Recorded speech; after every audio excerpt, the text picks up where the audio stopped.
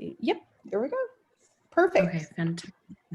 Lauren, was that also the case for the intro today? Yes, it was, but I was fine with it because I had so much to show, but yeah. Yeah, I felt that. I was like, I'm the only one on screen. No, it worked out for me because I was like, well, I have to show all this stuff. So I was like, that's fine. So yeah.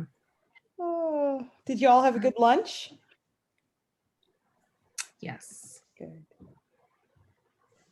Okay, should we open it up to, oh, I believe the attendees are here actually.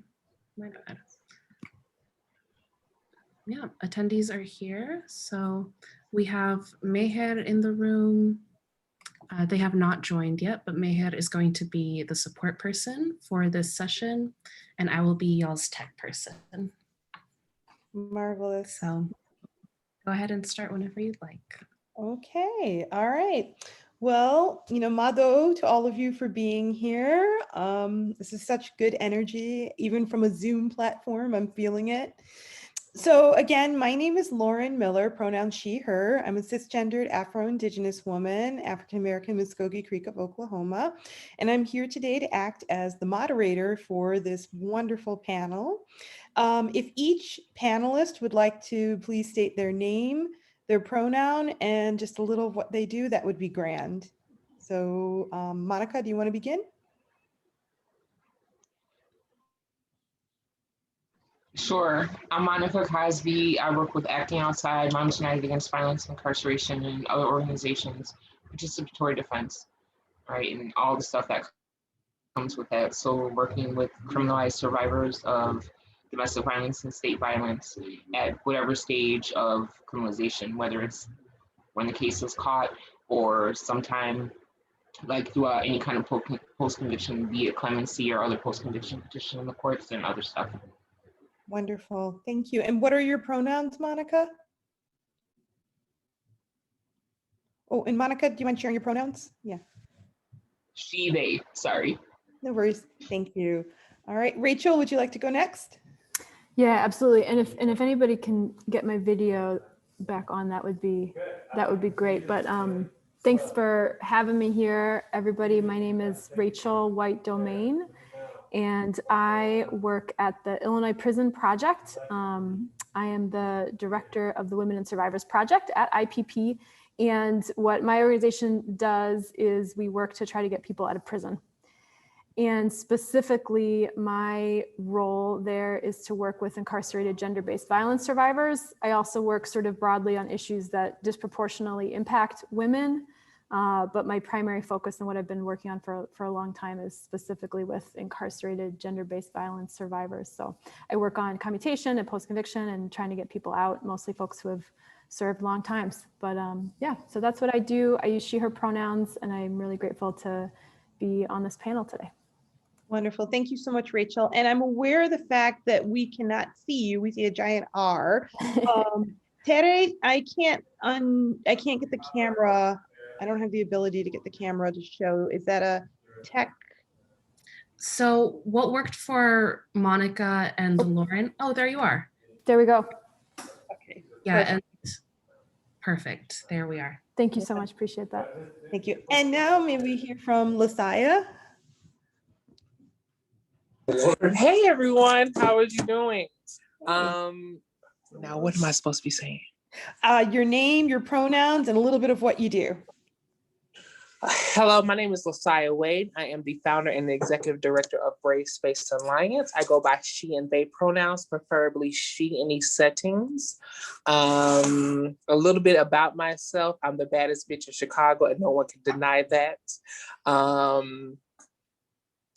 And that's it, I guess. All right. Well, can you tell a little bit about Brave Spaces, just a teeny bit more, or are you comfortable? Or yeah. So Brave Space Alliance is the first LGBT center on the south side of Chicago, fully ran by Black and brown trans people. We do from mutual aid to our pantry work. We also have a makeup room for femme identified or people that want makeup. We have a masculine room. Our mutual aid groups go into talking about safety work around sex work, housing, as well as food insecurities throughout Chicago. We have multitudes of conversations around, we have a program talking about employment justice. We have support groups in this space. We are renovating this space right now, so we can have a computer lab as well as a media room for people in the space also. The space is still growing. We are soon to renovate a dance room for queer people to be able to dance on the south side of Chicago. So we have a pretty much a full center on the south side of Chicago, fully ran by Black and brown trans people, and what liberation actually looks like in liberatory spaces. Okay, thank you so much, LaSaia, Rachel, and Monica. So I'm seeing a little feedback before we go into it. So about the camera issue. So my understanding from Tere is if you want your camera to show, everyone is a co-host here. So if you're not showing, then panelists, you just need to click the unmute on your stop video and you should be able to be seen. That's my understanding. And I know that panelists may also just turn it off when they are in the middle, when they're not talking. So if it goes down, I'll assume that's what's going on too. So definitely thank you, feedback from the audience, and keep letting us know if there are any other tech issues, because we want you all to hear what these wonderful people have to say. Okay, so today has been a day about reclaiming, right? We've been talking about reclaiming the narrative, reclaiming, love. It's all been about the reclaiming process. So let's talk about this from not just a survivor-centered perspective, but from an institutionalized survivor's perspective that also incorporates our intersectional identities, i.e. we are people of color. We are people who are in the LGBT community, many of us are. We are maybe children of immigrants. We are a little bit of everything, right? So my first question that I'm going to throw out is kind of general for all of you, and please just answer it as you are comfortable. From your cultural lens, and that can be your culture as you identify, or from your work cultural lens, that's up to you. How do you define what is a survivor? And I'll let whoever decides they want to go first, go for it.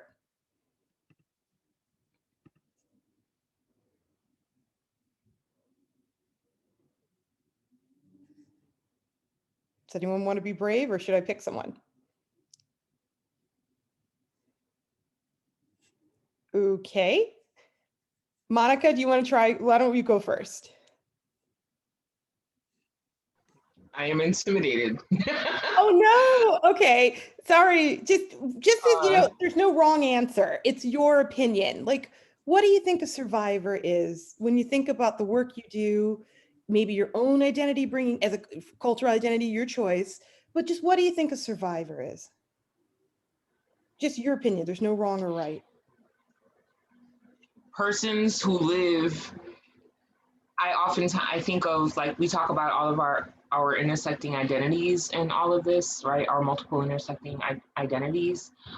So I think survivors are those of us that live in it, and thinking about all those multiple identities in their prison, right?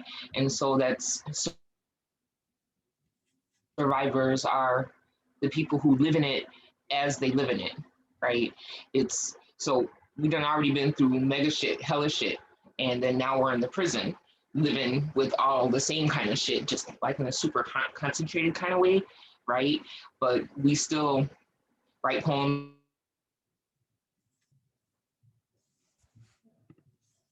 Hello?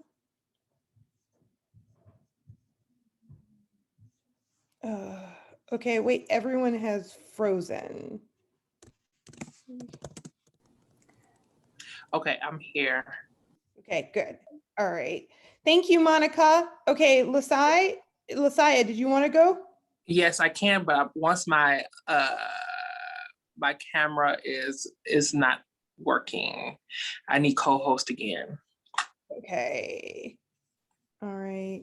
While you work on that, Rachel, did you want to go? Oh, there we go. You got it? Okay, cool. LaSaia, what's your opinion of what a survivor is in this context? A survivor, what is a survivor? A survivor is a badass. I don't care what anyone says. A survivor has to go through so much mentally, and mentally and physically, mentally, physically, and spiritually trying to find who they are again in the midst of being harmed. Everyone's story is different. Everyone's emotions is different. Me, I was a very toxic person when I had to figure out what it looks like to come back from it. I did not want masculinity or masculine identified people around me. I did not trust it. I still kind of like, and I'm in a relationship for 7 years. I'm like, why are you at my house? So yeah, I think survivors, we really need not only space, but also the understanding that we will not only are traumatized for that moment, but we'll be traumatized for the rest of our lives. My partner is a survivor as well. And we've been together for 7 years. And even when when I try to wake him up around our child crying at nighttime, it goes into a point that he is triggered being waking up out of his sleep and goes right into defense mode. And we've been together for 7 years, right? So it looks different for everyone. Myself is, I'm always looking behind my back when I'm walking by myself. I never feel safe alone. And that's just my tick when it comes to it. So survivors are badasses. Survivors are the people that are people that should be loved on more than most. Okay. Thank you for sharing. Thank you. So I'm hearing so far a lot about intersectionality, hearing about the different ways we draw on our past experiences to both be badasses, but also still be vulnerable. What about you, Rachel? What's your opinion on this? Yeah, thanks for asking. I think a lot about this. And one thing I want to say too, I meant to say in my intro also, is that I'm a white person. So I want to say that so that folks can contextualize some of the comments that I make. So I'm a cis white lady working with incarcerated folks, many of whom are folks of color, but also incarcerated white folks as well. I think a lot about this question because I think for a lot of the people I have the privilege of working with, they're not seen as survivors, right? And that's like one of the things I think that folks on this panel were wanting to kind of get at. So people in prison, people who are accused of fighting back in self-defense, or just people in prison, you know, for any reason, are often not seen as survivors, and certainly like not seen as the folks that mainstream domestic violence has traditionally worked with or recognized as survivors. So I just really appreciate the question. And one of the places that I have learned a lot about thinking about survivors and what makes survivorship and thinking about violence generally is from the Northwest Network. So if folks haven't heard, I'll recommend you to the Northwest Network, which is it's the National LGBTQ Resource Center out of Seattle. They do incredible work. And they have this incredible model for thinking about domestic violence and understanding gender-based violence that they talk about as like going beyond the wheel. And some of the questions that they ask about understanding a violent act have to do with looking at violence as not all the same. Mm-hmm. So there's a lot of violence that happens in our world, in our society, that's oppressive violence, that's hurtful violence. And there's a lot of actions that people take that are taken to survive that violence, including physically to survive that violence. And so I think that their framework in particular has been really helpful to me in my own analysis of understanding that not all violence is the same. And we really have to broaden our understanding of survival and survivorship to including folks that have acted in self-defense or have engaged in sort of other activity that sometimes is targeted for criminalization. And we sort of traditionally have excluded those folks from being able to think about themselves as survivors, and from us as a field thinking about them as survivors. And we really want to interrogate that. And so I'll recommend you, I think, to that resource on that point.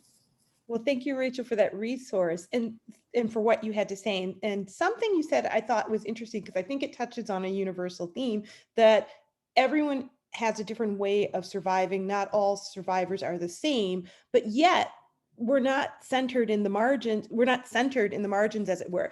We don't have the same experiences because we're different people. We process trauma differently, but then at the same time, we can be commonly neglected of our survivorhood, which is kind of an interesting positioning. It's like different experiences, but then we're all like ignored sometimes in the same way.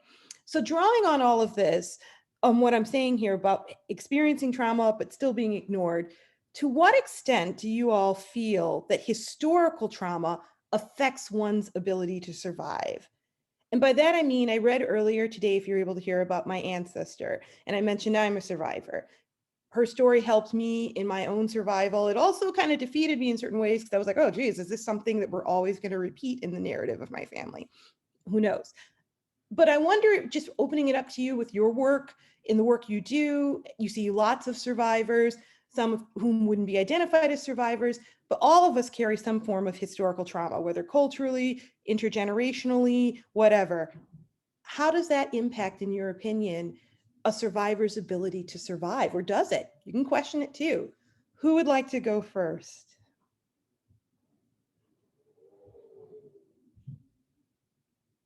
So you're asking who we look up to or who kept us going through? No. And I apologize for not making that clear. Meaning, like, if you think about survivors, every human being, right, has a historical lens of some type. Many individuals have their history, their family history, their just cultural history, any form of history they choose to engage with, often comes with that narrative of survivorhood and trauma. Do you think having a history of survivorhood impacts one's ability to survive better, or maybe makes it worse? Does that make more sense?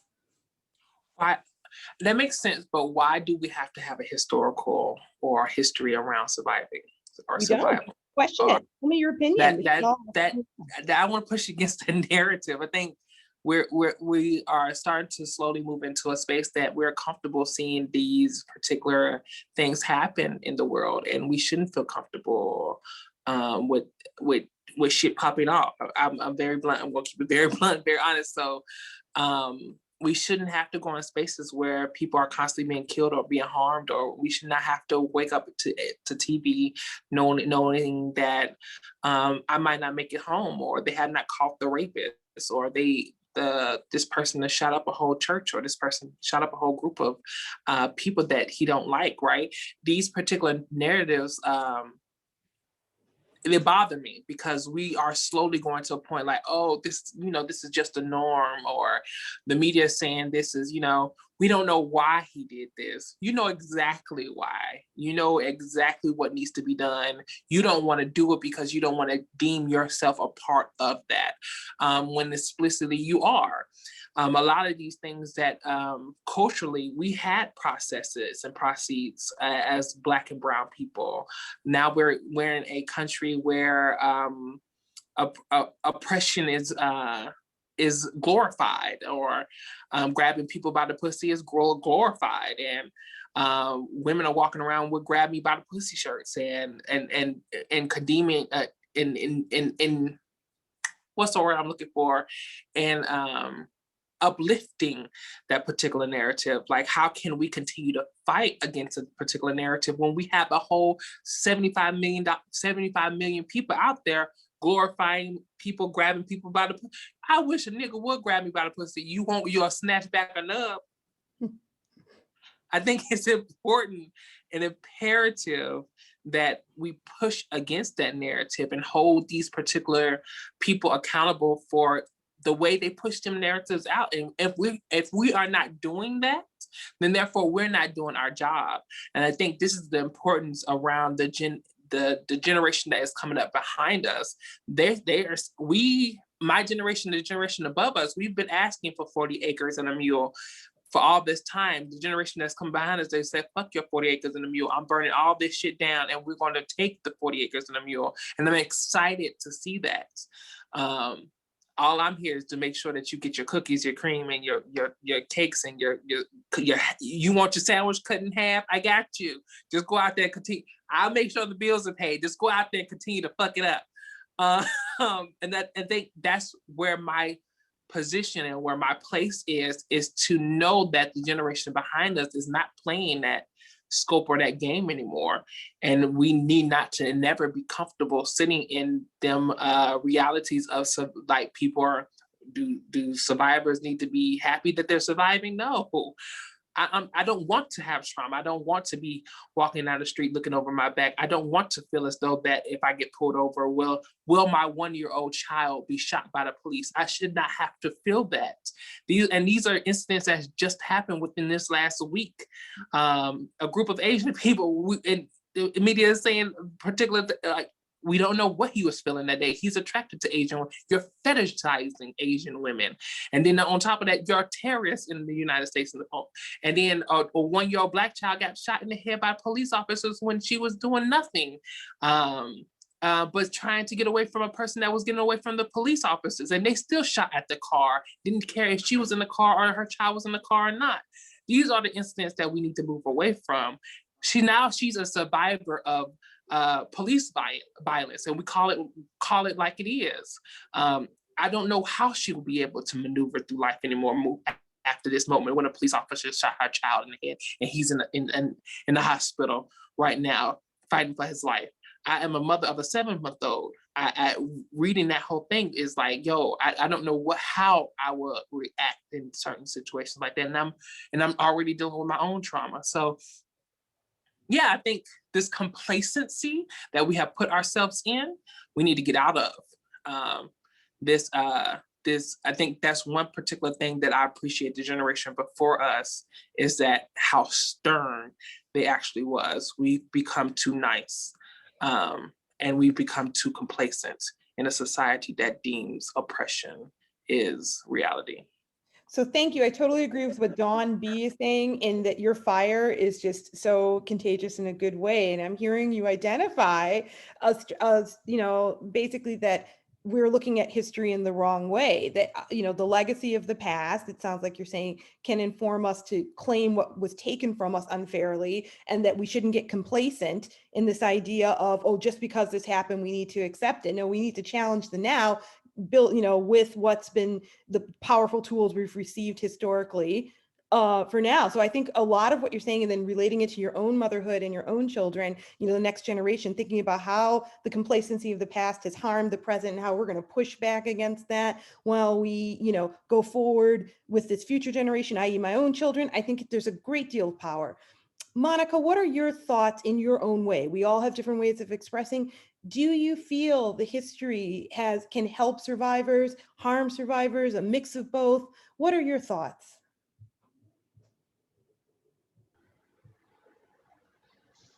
I think it is both. I think it can be both, right? There is all this historical, cultural, generational, we all know the history of what came to be these United States, right? This whole motherfucking hemisphere, pretty much the whole globe, for the last 6,000 years of patriarchy, and just, so history helps us know how we got here, and also it helps us know why we still here. I think so. Knowing that is helpful. Knowing all of that is certainly helpful, as far as the living with the trauma on a day-to-day. In the prison, it's what I was saying earlier, my internet kicked me out earlier in the middle of a sentence. So, but that is a part of this, right? It is seeing how we survived, you know what I'm saying, and replicating those things that worked, and the shit that didn't, we don't do. The shit that isn't working now, stop doing it. So we know prisons and police they don't, what the fuck are they for? You know what I'm saying? So it's not doing that, and because the reality is that, there are people surviving shit right now, is making sure that we have the means for folks to survive. You know what I'm saying? And this is happening. This is happening in all kinds of places, you know what I'm saying? But it's making sure that we have the means justified by understanding how we got here, knowing what it is, and on an individual, like interfamilial stuff. My father has been locked up. I have been locked up. My daughter was getting locked up when she was younger because she was trying to come to prison to see me, right? She thought she would be with me. You know what I'm saying? I have family members that have been locked up, people that I grew up with, right? In the 20 years that I was in prison, I've seen umpteen folks come in and out of prison, you know, because of lack of care, not because people keep fucking up, which is the way that we think about that. You know what I'm saying? They keep fucking up and going back to prison. And what it is like very distinctly a lack of care by like folks that would be able to care don't have the resources to. And the only other options we have are these systems that just fuck us up. And so it's knowing our history, how we got here, and understanding how that affects us on a daily and doing some other shit so this doesn't keep happening. Making sense? It makes perfect sense. And thank you for sharing. I'm hearing from you a sense of that lack of care, like you said, historically has prevented the actual care that can be given. Your daughter had care for you when you were in prison. She came in, but the lack of care that this system you're describing that has continued to oppress us historically has prevented that direct care that we need to actually not engage with the prison system, hopefully get rid of it type of thing. No, I hear you and it makes perfect sense. And thank you. And for I'm your not distinguishing these, like, yeah, because I mean the lack of care, but I also mean like the deliberate, right, the deliberately targeted shit, because it's two things, right? The prison industrial complex and all the shit that made it, this shit just didn't be accident. That shit was built and is very well fucking maintained. You know what I'm saying? So it's doing, the system ain't fucking broke, right? It's doing what it's supposed to do. That shit is deliberate. It's like the lack of care and the absence of care, right? And just the resources for the people that would give the care, we don't resource that. You know what I'm saying? That's what I got. you do. I do, yes, and I'm seeing again, Dawn B is like, yes, the system was made for this, not to prevent anything. Your words, Monica, are resonating, and what you're saying is true. It wasn't designed to care. It's kind of ironic it's called penitentiary because it's not about penance. It's about It's sure, and the shit ain't. yeah. It's about maybe punishment, but not and so forth. So I hear what you're saying, and then no, you make perfect sense. Rachel, I see a pensive look. What are your thoughts? Bring it in.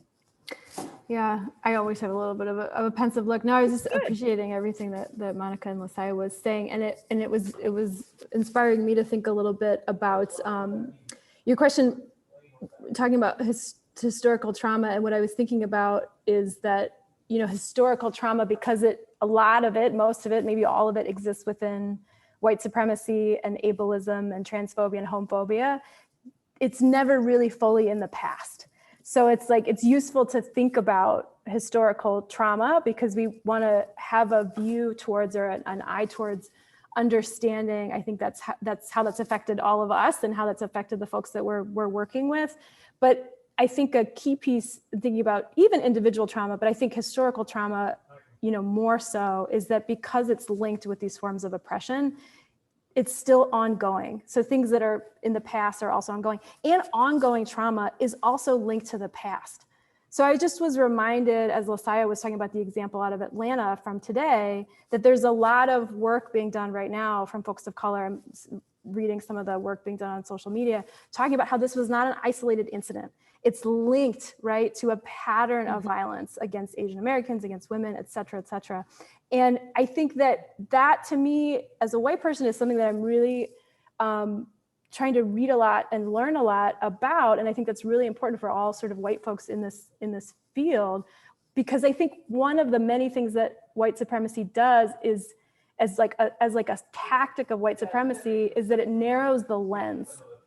And it narrows the lens in exactly these type of contexts, right? It says, let's just look, you know, I think about this example from Atlanta. Let's just look at what happened on that day. And then there's a lot of really amazing organizers that are saying, no, this has a long history. This hate violence has a long history, and sort of explaining what some of that history is. So I think that's really important, is to link that historic trauma with the ongoing trauma, and not just to link it as like a collection of random things, but to link it along the lines of understanding how that is white supremacy, how that is discrimination against sex workers, sexism, et cetera, disbelief of survivors, et cetera.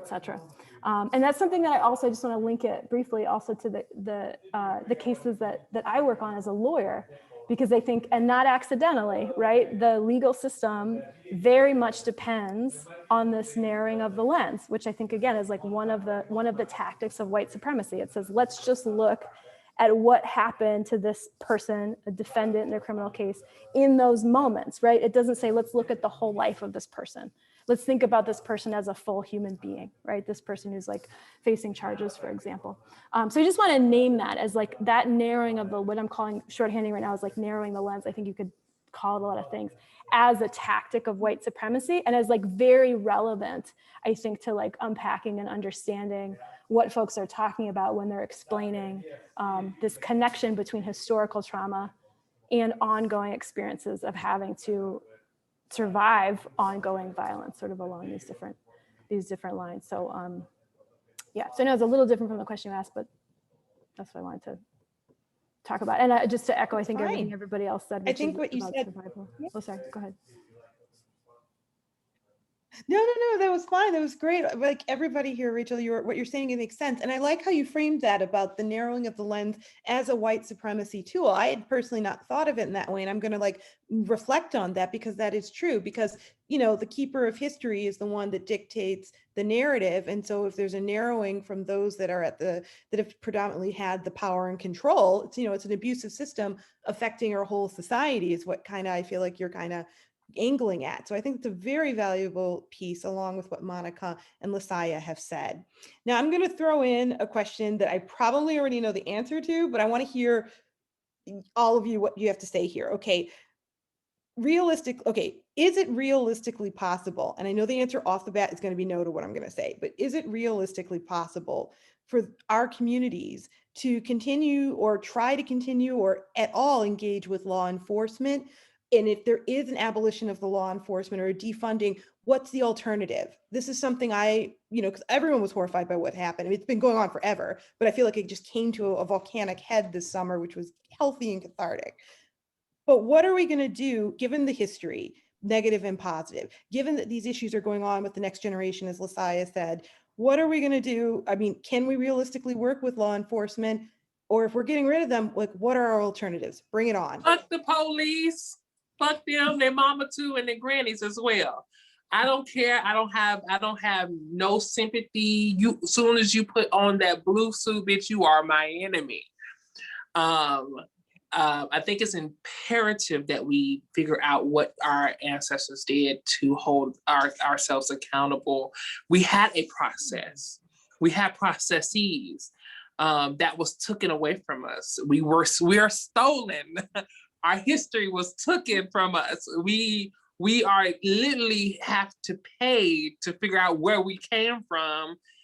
We literally have to survive through a COVID incident without help from the government. And we see other countries around us get $2,000 a month, and they get money for their kids as well. Fuck you.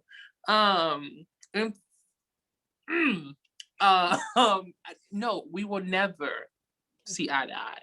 No, we will never be able to work together. No, that right there can never happen with my Blackness. As long as you hold a gun that can kill me at any moment walking up to me, I do not trust you. I do not trust what your thought process is. I do not trust how you maneuver into the world. I don't trust it. In these recent past years, I even had to think about what it looked like for myself to get a gun, to protect myself away from anything, from not only police officers, but from people that are coming into my home. I don't want to call the police.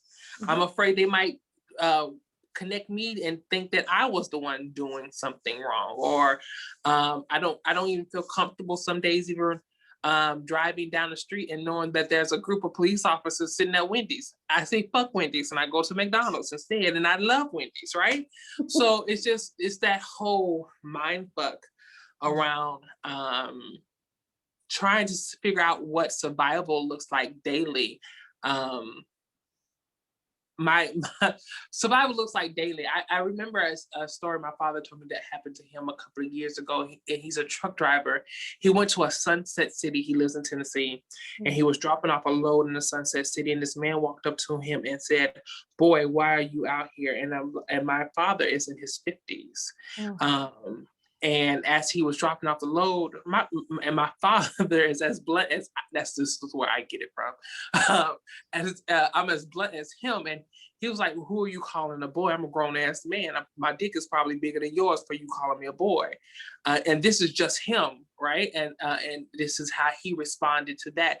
And the man instantly came around, "Don't let the police officers catch you out here. I will be making a phone call." So therefore, I do not trust the police. I will not trust the police. They are here to protect buildings, not people. And we need to understand what that really looks like. They're not here to protect us. They're here to protect the access, and also the colonial access that they have as well. So yeah, fuck them.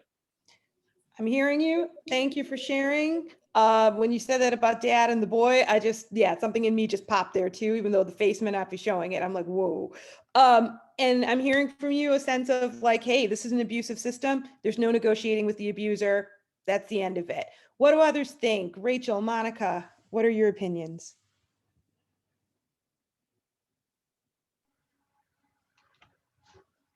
Fuck that. We all know the police ain't here for us. None of us, not for real, right? They show up and make shit worse. There's no point to them. I had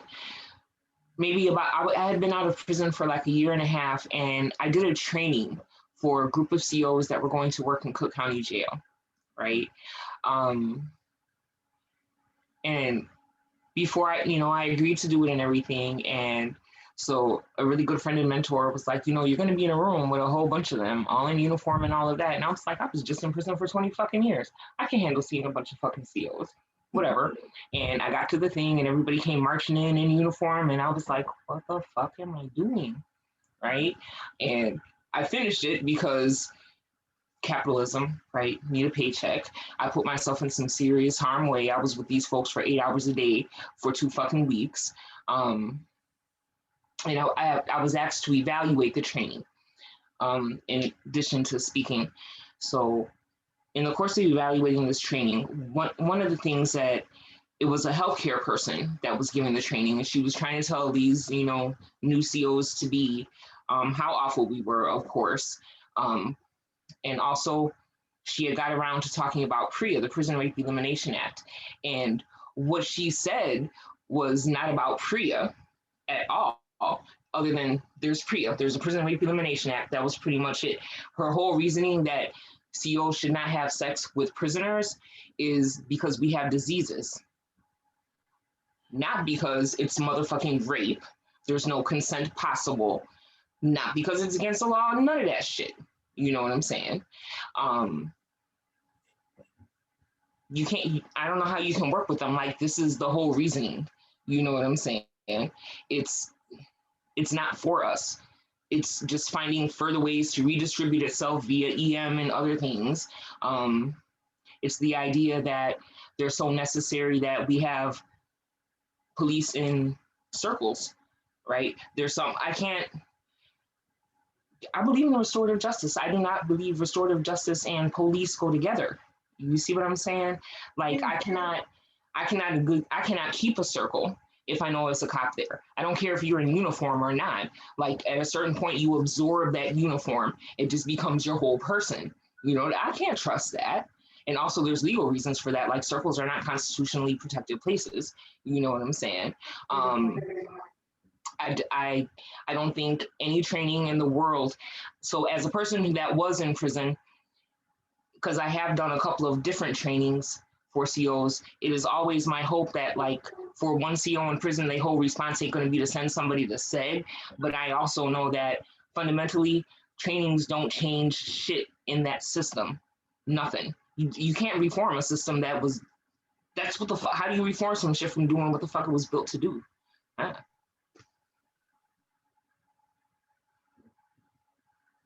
And everything LaSaia said. Fuck them. Fuck them, fuck them, fuck them. One last fuck. We lost Lauren, but I can chime in. I'm right here. I apologize. That was me. And I am so sorry. I have no idea why that died and came back. And I want to get right back to you, Rachel. I just want to validate what Monica just said there. Again, I'm hearing with you. First of all, I love what you said about circles are not constitutionally protected. I think that is so real, and that's a good reminder of that. And I'm hearing so much trauma that you've experienced, understandably, when in law enforcement circles. So if you're going into a circle which is based on trust and a space to openly dialogue about these very sensitive issues, you're like, how can I do that with the very people who've abused and oppressed me being right there? So I really appreciate your courage and feedback on that, Monica. You made loads of sense. Rachel, I cut into your dialogue because I disappeared and popped in like a rabbit. Please pick Not at up. What are your thoughts? No, thank you. Yeah, you didn't at all. I was just getting ready to start. Yeah, I agree totally with everything LaSaia and Monica said. I think, my work is with folks who have been criminalized and incarcerated for a long time, as, survivors who have been, and just people in general who have been targeted, criminalized, incarcerated for long periods of time.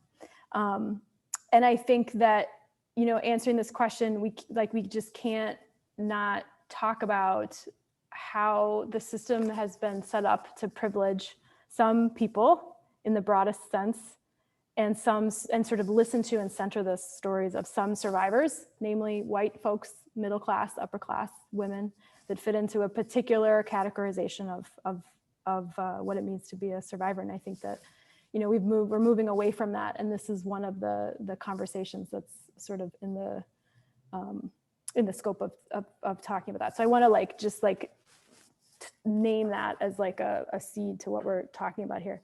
But one of the things I think, in addition to the fact that, as folks talked about, the current system of policing and prosecution is one that is grounded in white supremacy and also targets and harms communities of color, I think is obviously, so true. And I couldn't agree more with my fellow panelists.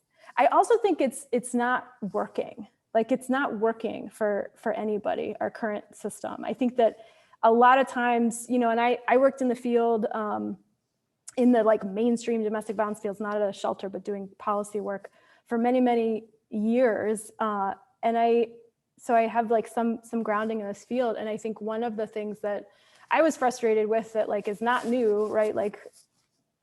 Feminists of color have been saying this since we created the mainstream DV movement, which is that it's just not working. It's not providing the solutions that I think we would have on the table if we were truly a survivor-centered movement.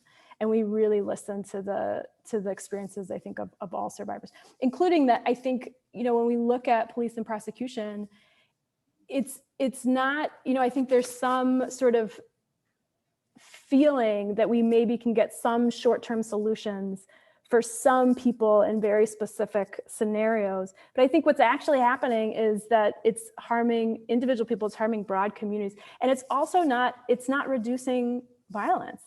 And in fact, it is violence, and it's causing more violence. It's violence in and of itself to treat people that way.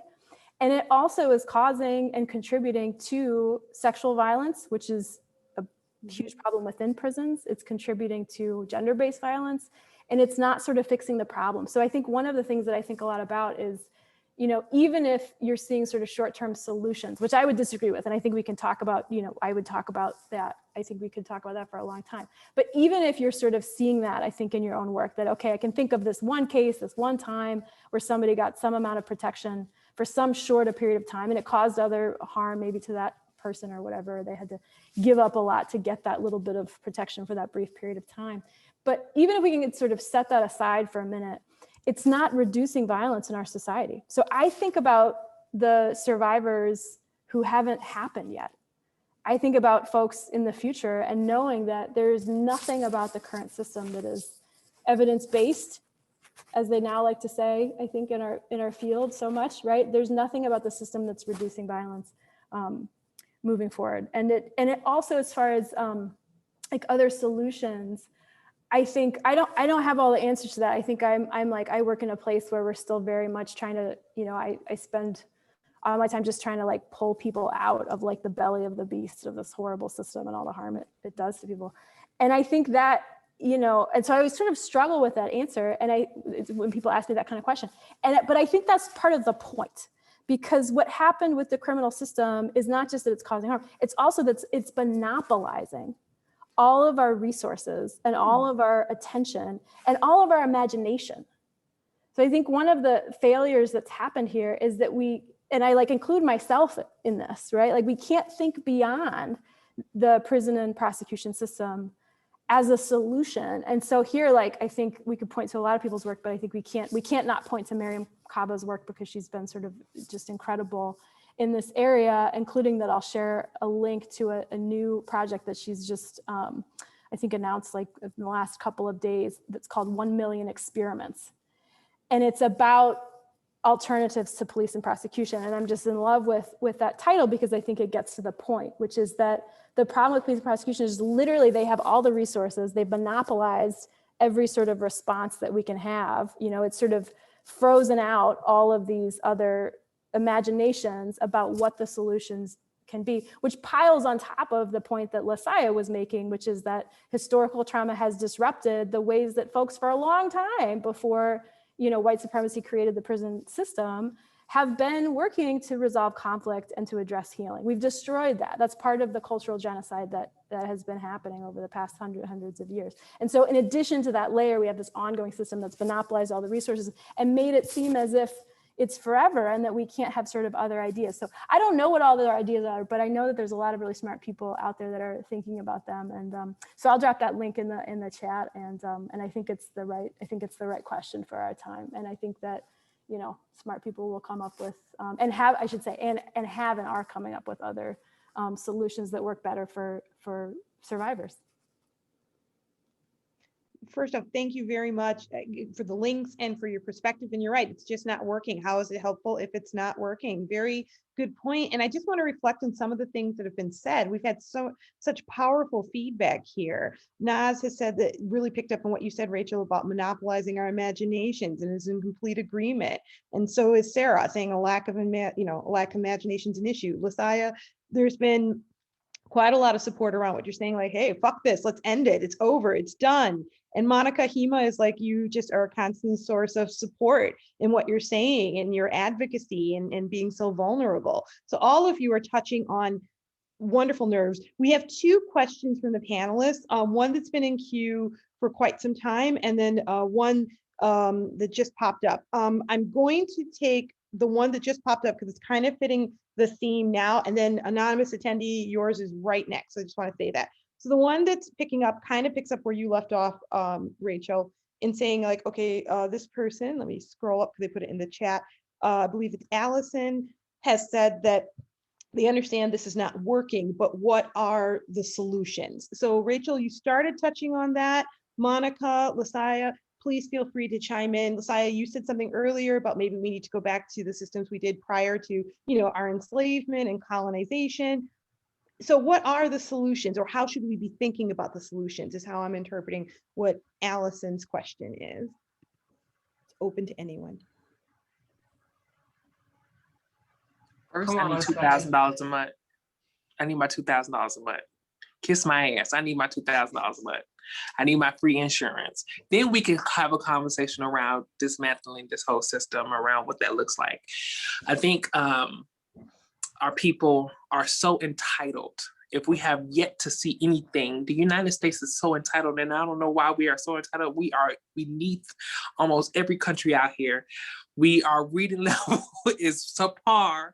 We uplift mediocrity in these particular space. We allowed ourselves to put a third grader into the presidency office. What the fuck is we doing? I definitely believe there's a lot of work that we have to do. I don't think that possibly it will happen in my generation. But I do think my generation has a lot, a stake of decolonizing ourselves. I think my mother said it the best when she was talking to me. My gay mother said it the best, Valerie Spencer. She said, you are where they are wanting to be. You have a child that you are growing a liberatory mind. This child will grow up in a household with parents that says, fuck the police, and what it looks like to live in Blackness, right? And I never just sat back and thought about like, yo, I am actually going to be raising a Black boy, whoever they want to be, but in a space where they don't have to worry about questioning anything. They can question everything. If you want to be queer, if you want to be trans, if you want to be gay, if you want to do anything, this is the space to figure out who you are, not for me to figure it out for you. I think that is what something my generation is actually moving into place. So we can break them chains. I could not do that when I was younger, right? I could not do that in my own particular space and figuring out what I wanted to be, because I was either fighting for my life or fighting my parents for who I was. And then I had to catch up to who I am today in my 30s, in my late 20s to my 30s. So I think the first method is, 1, give us our coin.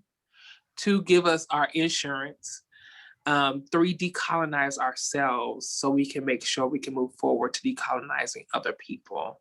I think it's important that we show ourselves some grace.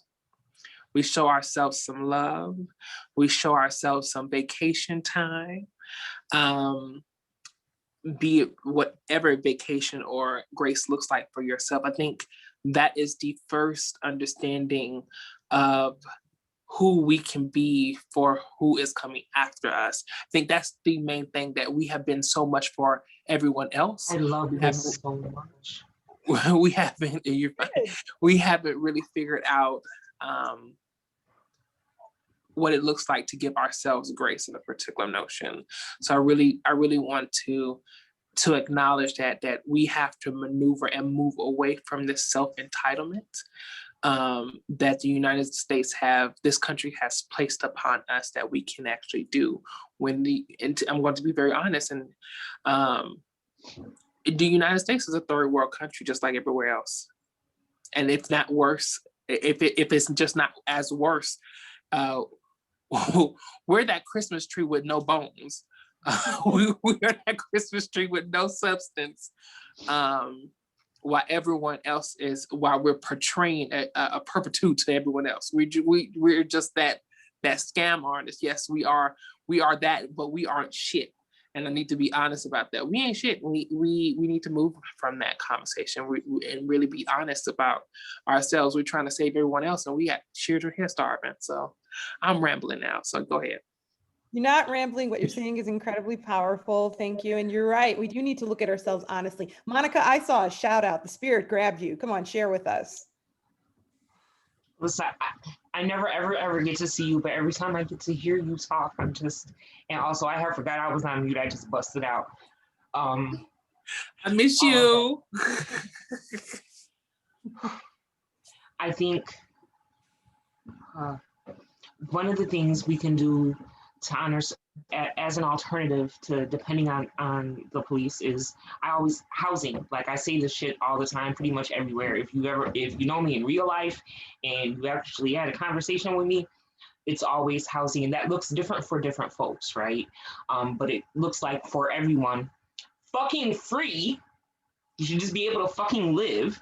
But it looks like for folks coming out of prison or in whatever state where you need housing, right? It looks like non-coercive. It looks like, I'm finna say some uncool shit. I mean everything I'm saying though. Most of the social services that are available, particularly for folks coming out of prison in whatever state you're coming out of prison in, are faith-based. Not that that's bad, right? The problem is that when you have social services that people desperately motherfucking need, right? And they're coercive, and the demand is that you have a spirituality imposed on you if that's not already yours to receive these services, right? So you're criminalized by the people for not being of whatever faith. You're criminalized by these agencies for being who you are, right? And you have to not be who you are to get the help. I'm trying to say this shit nice, you know what I'm saying? I'm not so. You don't have to be nice. You can be honest. Go for it. So I should not have to go to a halfway house or a shelter and do a whole big thing just to have a place to sleep and some food in my belly for the night, right? I should not have to deny anything about myself, right? The idea is that people should have a place to live, period. It should be free. You know what I'm saying? You shouldn't have to stay in a fucked up relationship out of economic need that where if something happens, you're criminalized, right? So if you defend yourself from violence, you are criminalized. If you cannot take care of your children, you are criminalized for that. And if you're not criminalized by the courts, you're criminalized by your community because people will be like, how come they're not doing this, that, or the other, right? And so it's making sure people's materials needs are fucking met. It's safe, non-coercive housing. It's if somebody is in need of immediate shelter because they're just in a shitty situation, it's cash apping somebody some money, sending the Uber, going to get somebody, you know what I'm saying? Maybe it's taking a friend. There are, these kinds of things are already happening, right? And we call them mutual aid, we call them survival programs, we call like all kinds of things. In the prison, we call this looking out, right? So it's whatever you need at that particular time. That could be just a cup of coffee, you know what I'm saying? That could be you just pissed off because you in prison and there's nothing you can do about any of it, but you can sit there and just cuss the world out with your friend, right? It is just being present and shit. I obviously don't have all the answers, but I know that housing is a big one. Housing is a big one, because when I say that, I mean all the stuff that comes with a truly safe space to be, where you can unlearn and unlearn the fucked up shit, relearn some stuff and learn some entirely new stuff. You have to have time and space and room for that. You know what I'm saying? So when I say housing, I'm not talking about like a place to crash for 30 days. You know, I'm talking about straight up housing so that we can learn new ways and relearn all the ways that have been taken from all of us. You know what I'm saying? And there's more. And what you're saying, no, what you're saying is so powerful. And I don't even want to really stop you because this is just like so amazing. And you're right about the housing. You're right in what you're saying. I want to validate that. We're running a bit on time and there's a question that I think all of you are perfect to answer. So I do want to pivot a bit, but I really hope that, you know, throughout the rest of the breakout sessions, these conversations continue because this is just really mind-blowing for me and very healing, I think. You know, you're saying what we're all thinking. I mean, at least that's what I'm feeling. So from anonymous, and yes, I know it goes till 3:15, but from anonymous attendee, thank you for your patience, kind of touch on something you were saying, Monica, and you, Rachel, about the DV field. Both of you have talked about like domestic violence advocates. I've been one. Many of us are, formally, informally. So anonymous attendee asks a really good question. In the DV field, how can we express to survivors the limitations and negatives of the police prison system and maintain an abolitionist stance in trauma-informed way when it is appropriate to do that? So it sounds like what anonymous attendee is basically saying is, look, in our field as DV people, we're always like, we support the carceral system. It's always kind of like, okay, if you get an order of protection and they violate it, they can go to prison. I mean, that's what we're saying. But if we are against the prison industrial complex, if we are abolitionists ourselves, you know, how can we support this survivor or several survivors in getting the justice they need given the abuse they've gone through without saying, hey, you got to turn to the police, or hey, you got to turn to the carceral system? Does that make sense, everyone? And if so, what are your thoughts? Bring it on. And thank you, anonymous attendee.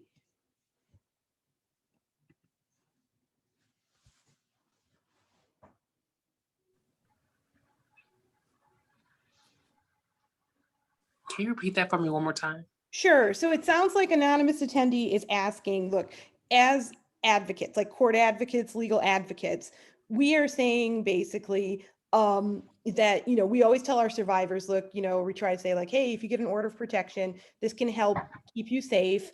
And then if the order is broken, ideally the person can go to jail. But what if you're a prison abolitionist? What if you don't believe in the incarceration system? Like, how do you then reassure your client, if you're an advocate, the justice that they, some form of justice, some form of restorative justice from their abuse, without automatically turning them over to law enforcement or the police, particularly if they're like people in this space here who are like, I don't trust the police, I don't trust law enforcement, that's not going to work for me. So how can it basically advocates walk that line if we're going to help you get justice, but not turn it all over to law enforcement and the prison system, if that makes sense? Yeah. That's a hard one. But it's all, take back the mainstream DV movement, like just fucking decolonize them, just take it back. It wasn't even ever started by them folks anyway. Orders of protection don't actually protect anyone. Like, I would probably say this nicer, but there are people who have walked, there are women who are dead now who had orders of protection. The people that they had orders of protection against walked right through them. You know what I'm saying? They're like a marginal help.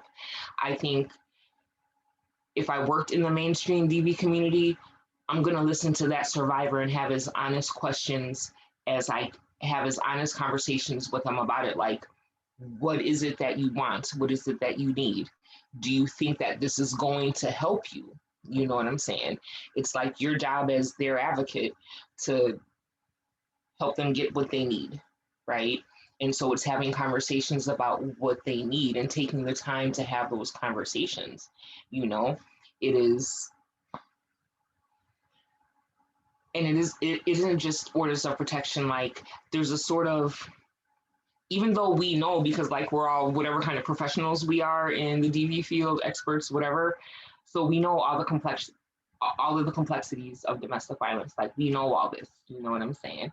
It's really understanding the shit that we know, right? And just being there for the person. And there are times, like, if people are making decisions when they're already just not in the most fantastic place, it's understanding that and working with someone and not getting pissed off because they're not doing the stuff that you expect them to do. You know what I'm saying? Like, it's their life. These are people's decisions to make, and it's you riding with them. Now, if it's something you dead ass disagree on, my thing would be just be honest. Like, I don't know if this is your best move, but it's still your job to support that survivor in whatever they want, Makes sense. Thank you. No, I hear what you're saying. You're saying basically to be survivor centered, is there are other ways than just relying on the prison industrial complex, the law enforcement. I'm hearing that. Rachel, what are your thoughts? I could tell you had some going on there. I want to give you some time as well. Yeah, I think one piece of the question is also, I think if the survivors that we're working with are thinking about utilizing the police and prosecution system, and we maybe as advocates are abolitionists, and I can relate to that question. I think that's a hard decision, and I also think it like gets to the point, right? Is that we're sort of like, we think of it as a coercive system. I also think that's why DV advocates are especially well positioned, if once we're sort of seeing the whole system as a coercive force, to help survivors and to support survivors as they navigate those systems. That's the same thing that they're doing with a lot of the abusive forces and abusive people in their life, and navigating that and making imperfect decisions about how to survive in those contexts. That is what you as DV advocates do. And often the answers and the solutions are going to be imperfect because of the context that we're in. That's sort of what it means to be. That's what we talk about when we talk about sort of coercive violence, right? We talk about those limitations on our agency, right? Not just the physical violence. That's what we talk about in our sort of all of our discussions about what it means to experience violence. So the first thing I'll say is that as DV advocates, I think folks are especially well positioned to sort of have those complicated conversations about what it means to negotiate with a system that's also an abuser. And that is a skill that you already have. It's just a question of like applying it to the context. That said, I think like maybe like even more specifically, I think it's okay, and I think it's a good thing to talk really explicitly about some of the concerns, both for the individual person that you're working with, and also like for their community and sort of their like analysis and their political big think about what it means to be engaged in that system. I think that, you know, a lot of times we don't think about those sort of bigger concerns as being relevant to the people that we're working with. We assume that people only care about the next day or their own lives, and they don't care about sort of the bigger effects of the police system on their community. And actually, I think that's wrong. I think people have an analysis of that. Folks have an analysis of that. And I would say to, you know, to invite the person that, the survivor you're working with, the person that you're working with, to have that conversation with you and sort of see your work as supporting that broader question and incorporating those analyses of what does it mean, sort of even politically, and what does it mean for myself, for example, as a person of color, if that's who you're working with? What does it mean for my community? What does it mean for me as an LGBT person to be interacting with the system? And is that something that is a decision that I need to make in that particular context? So inviting that analysis and doing it explicitly and really supporting the person to have that bigger political think together with you, because folks are thinking about it. They just don't always know that the door is open to you as a DV advocate, particularly if you're a person that carries a lot of privilege, right, to have that conversation. Fair enough. No, thank you for that. I can see the interconnectivity of what you're saying. And you're right, privilege is a big component of it, making sure that the survivor understands that this is the bigger picture, and they probably do, and recognizing the survivor's bigger interpretation of the bigger picture is very important. No, thank you. What about you, LaSaia, rather, sorry.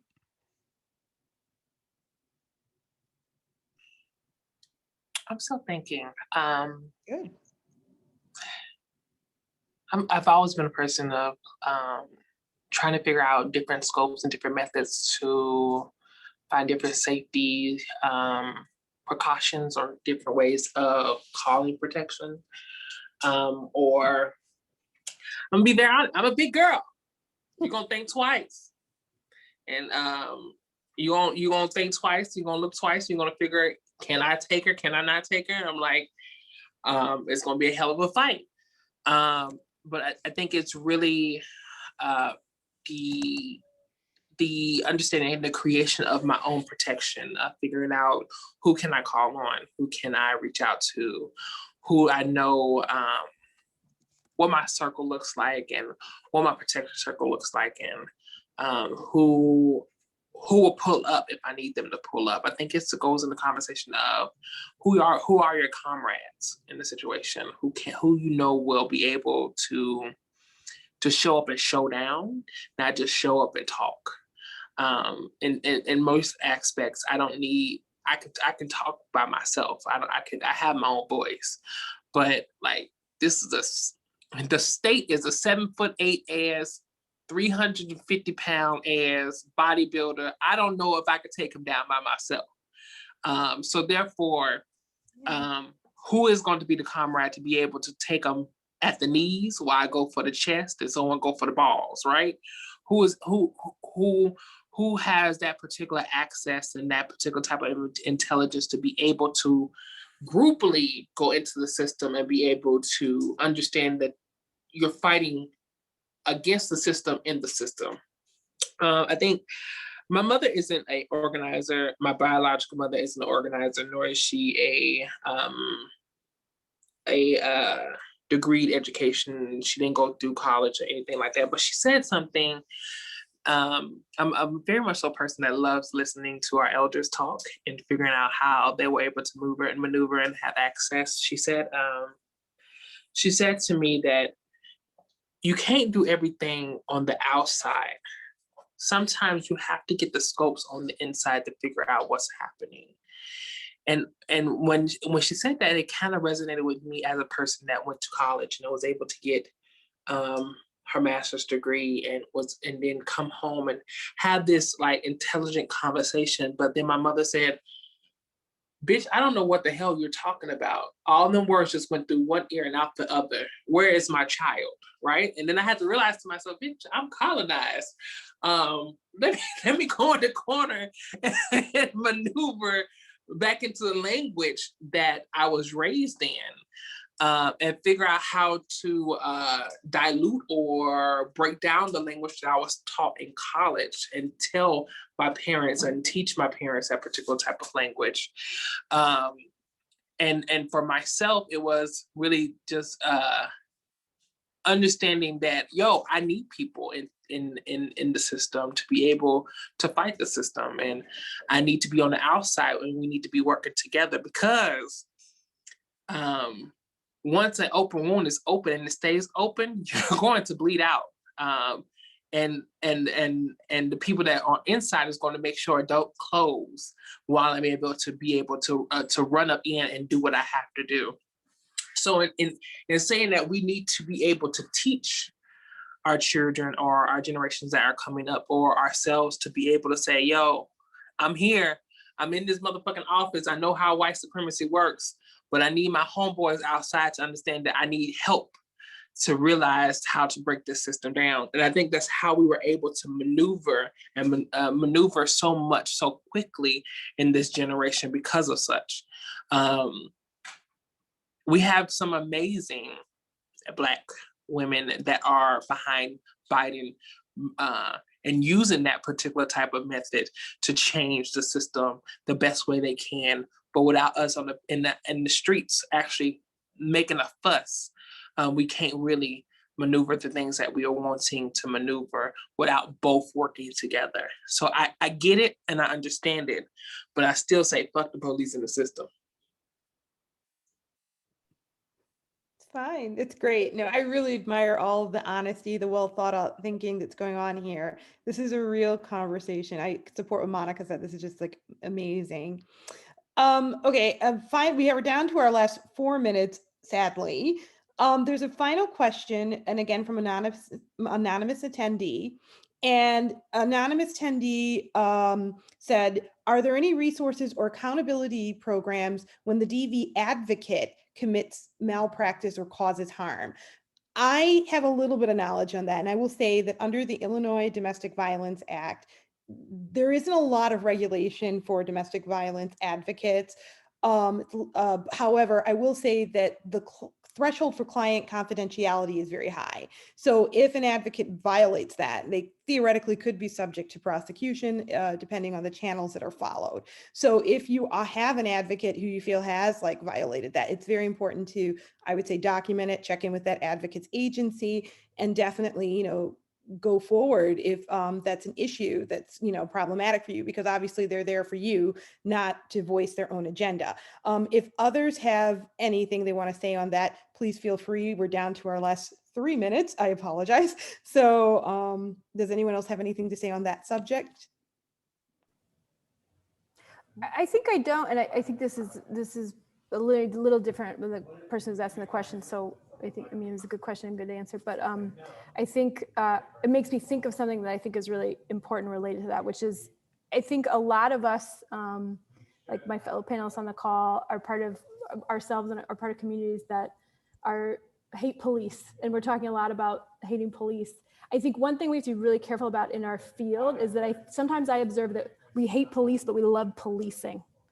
It's like it's a concept that goes throughout all of our social service agencies. And so I just want to name that, and I think about that for myself too in the work that I do. I'm a lawyer, and I'm a defense side lawyer, right? But I'm in this and a white lady, and in this really privileged position, right? And so I want to always be thinking about the work that you do and the privilege that you have, including just being able to observe the privacy of people's lives, right? And it's a slightly but related point. But this idea of policing that goes sort of throughout everything that we do, we want to be really careful about that. And when we're thinking about sort of alternatives, that needs to happen at every level. It's not just aimed at one concrete system, although we may also want to be doing that. We need to constantly be interrogating that in and of ourselves. And it's not necessarily a responsive comment, which I think the question, which is a perfectly good one. I think that might be about a different situation going on. But I just want to sort of name that as something that we all need to be working through, whichever sort of role that we have in the field.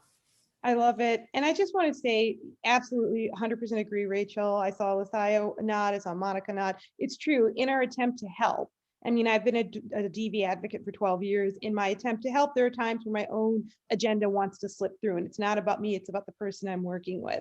So I think that what you said is true, that we want to make sure we're not policing the individual or the individuals involved. And I think it also relates to what the anonymous person said of how do we hold people accountable if they do slip over into that policing or bullying, because we're people and we're doing our best, but you know, our boundaries can be fluid. So with that, I want to thank each and every one of you. Can I add on panelists. to that? Can I add Oh, on to that real quick? I know we got a oh, couple yes, please. seconds left. Yeah, sure. And I thank you, Rachel, for bringing that up. I think it was a question that was asked to me earlier around what inclusivity looks like, right? A person can run up in here and for people that not really not understanding around that piece, I really want to bring in the basic language of judgment.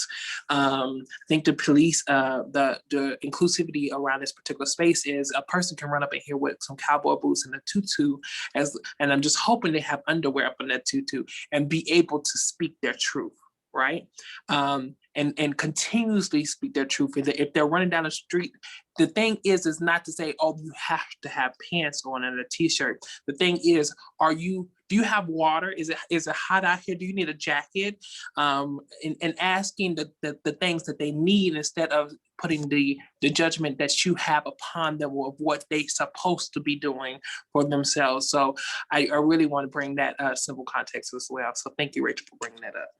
Thank you, LaSaia. Thank you, Rachel. Thank you, Monica. This has been a phenomenal panel. I've been honored to moderate it. I will carry everything all of you have said with me in my own personal reflections as an advocate, as a cis woman of color, as who knows, just Lauren. So I just want to say thank you. Please take care. And I wish all of you the best with the rest of this marvelous conference. All right, take care. Bye.